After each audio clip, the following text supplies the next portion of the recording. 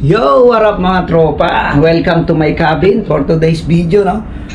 Kachat natin yung wife ko kasi may internet, sayang. Mga 4 days, siguro Sunday, alis na tayo rito, kaya samantalahin na natin yung pagkakataon. Tingnan natin yung kargada, kung ano na. Ayun, no? Mga tropa, oh. Kasi kung sinakita niya yung mga tropa natin na, ano, na AB Boson, ayan, no? Nakahanging sila dun sa bodega 7. Pitong bodega po yung barko natin ngayon, Panamax, Jerlis po, ayan, no? Nasa portal tayo, ayan, no? Loob ng kabina. Pagtingin mo ganun, no? Yung tanapin, makikita mo. Lunch time na ngayon, mga tropa. As you can see, ha? Pakita ko yung oras. Ayan, no? Alas 12:18 na. Pero sila, nandun pa rin sa bodega. Tumitira pa rin sila ng ano, naglilinis sila. Pero may kargada pa naman konti, eh. Ayan, o. As you can see, no, kung nakikita ninyo yung brown na yan, soya yan. Yan ang dinidiskarga natin. Ayan, no. So, sinusuksok nila yung mga nasa wooper, yung mga nasa ilalim ba. Kumbaga nasa ceiling kung sa bahay. Yun, no, sinusuksok nila. Sisipag talaga ng mga tropa natin ng mga ano, mandirigmang marino. Tukoy natin yan, baka makita tayo. At shoutout natin sila. Tropa, hindi tayo makita, hindi tayo marinig mga tropa natin. Nahulog. Yan, oh. Musuksok nila, oh. Tibay, no? Mga buhay ng seaman sa bahay na bakal, mga tropa. Shoutout ka muna dyan. May kachat akong chicks, eh.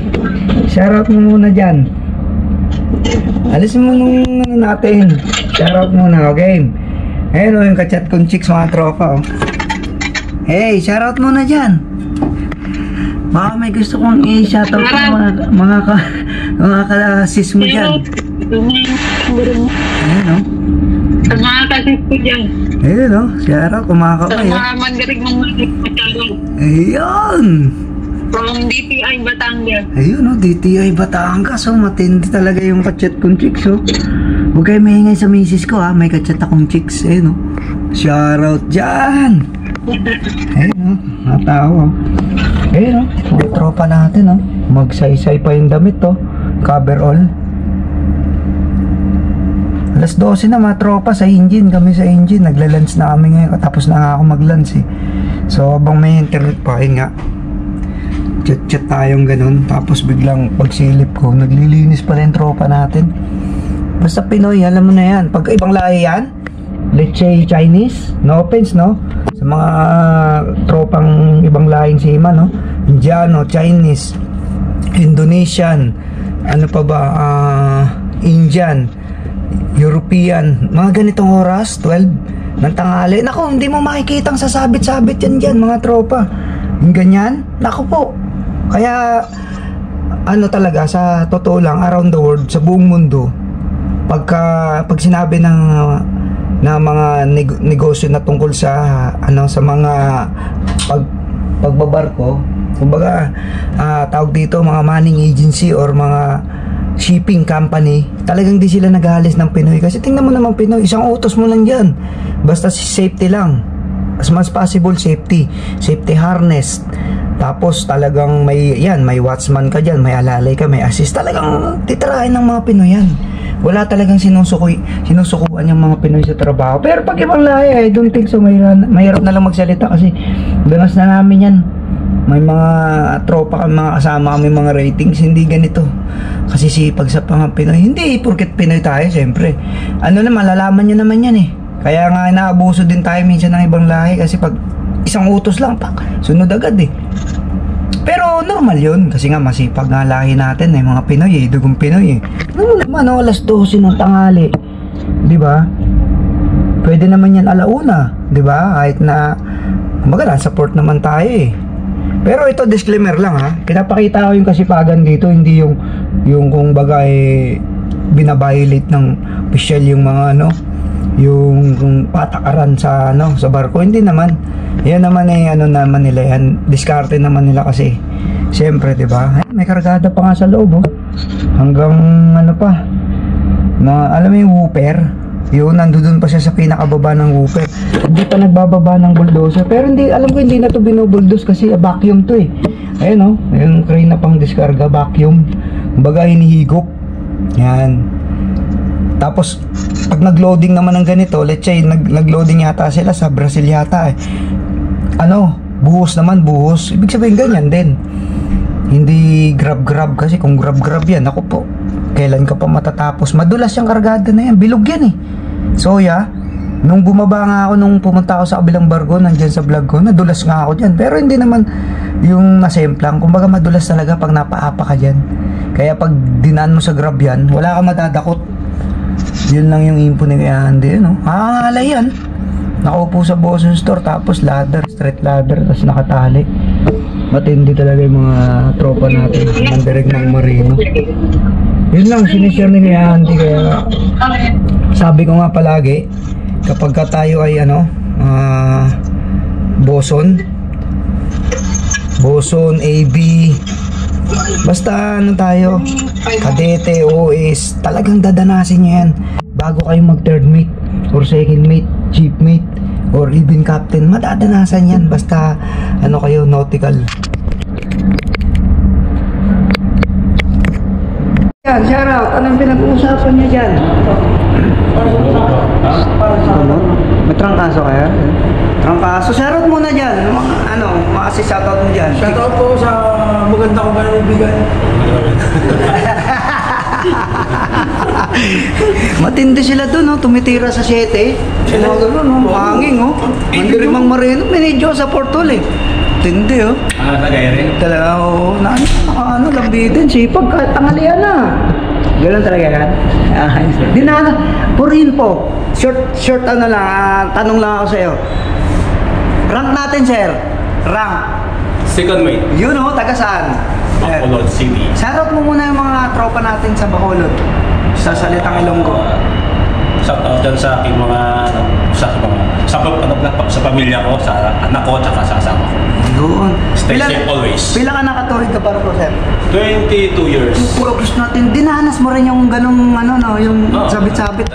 Yan yung sinasabi ko. Basta BSMT graduate ka, talagang dadalasin yun, bago matungtong ng opisyal. Sa dumaan ka ng ratings. Yun ang sinasabi ko. Nakita nyo, kaya talaga good luck sa inyo lahat. Ayun lang, Ano advice ko dyan sa mga ratings, may exam kayo para tumaas yung rank saka yung Welcome to my vlog. Singit to si Kasayan eh. Ito, ano mapapayo mo rito? For example, ito. Sige, papayo mo para motivation Sabi ko sa kanya mag-exam siya para at least. Sayang to. Anong school mo? Anong school na tinatawag? Ako sa PMI ako. PMI Santa Cruz? Alma mater. Tindi to. Bakit mag-exam na? Exam tayo. Magyaya ka pa. Nagyaya pa, no? Kasi good night guys. See you tomorrow. Thank you. Salamat. Ano muna tayo, ganun muna tayo. Boom! Trademark yan eh, ha? Tulog na. Yun, let's go.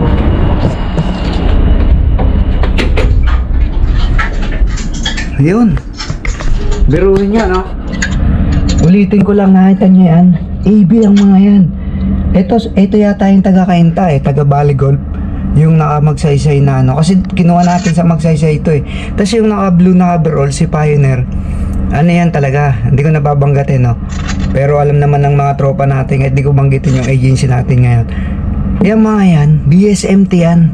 Hindi na nakapag-exam yan, kaya medyo tumagal na, nawalan na ng pag-asa. Kumbaga, yan na sila, AB sila. Pero, kamukha yung nakausap natin, na si second mate, dati rin yan siyang ganyan, napagdaanan niya, diba, sinabi niya mismo. Kaya ayun ang challenge sa inyo lahat, mga tropang mariners, mga BS Marine graduate, BS Nautical dyan, BSMT, BS Mari. Shoutout dyan sa inyo lahat, mag-exam kayo para magkaroon kayo YC license, mag-official kayo. At yung mga tropa nating AB dyan, ingat po kayo sa trabaho. Kumbaga pantay-pantay lang naman sa barko lahat crew, pero may mga ranking kasi na dapat nating sundin. Ayan na-assistan siya, nakita nyo. Hindi tayo makalapit kasi sarado yung mga pintuan Ayan Ang haba niyan, mabigat yan. Tsaka yung lumalambitan na yan, natin mo. Yan, payat yan, payat. Tropa ko yan eh, kasama ko yan sa... Bagay lang kaming sumampa, 17 kami. Yan, kasama ko yan natulog sa labas eh. Yung nabigasyon kami ng nabigasyon. Sumakay kami ng tagbot, 6 hours mahigit ang biyahe. Sama ko yan, natulog kami sa labas, mahangin. Ayun, nakasabit pala sa kanya yung Nakasabit pala doon sa bewang niya yung boson chair, mga tropa, boson chair. Akit siya, oo. Ewan ko kung nakikita nyo mga tropa, pasensya na kasi naka-GoPro tayo. Medyo malayo-layo yan, pero kung maliwanag naman mata nyo, hindi ka mukha kay Andy na medyo malabo-labo na, kailangan na magsalamin, makikita nyo yan. Kung matatakotin kayo sa lula, nako, malamang lagi lang kayo mag-a-assist sa taas, hindi kayo makaka-experience dyan sa baba na maglalambi-lambitin kung may afraid of height kayo. Yan, kasi katulad din kay Andy dati, takot din ako sa mga gay malululain, pero masasanay ka na dahil, di ba, buti nga dito walang crane eh. Yan lang, bodega. Kung sakaling may weldingin tayo sa coaming, as fitter, as welder, talagang sasabit din tayo katulad nila. Pero palagi yan sila, araw-araw. Pero dito, safe na sila kumbaga, kasi walang crane eh. Wala silang gagrasahan dyan. Wala silang gagrasahan na crane, what I mean. Pero meron silang gagrasahan ng mga kable. Pero nasa baba na. Ayun, tapos na. Siguro maglalans na sila. Sipag yan, mga tropa natin. Shoutout sa inyo lahat mga bats ko na sumampa ngayon. From Damson, si Pioneer. Salute sa inyong lahat. God bless you.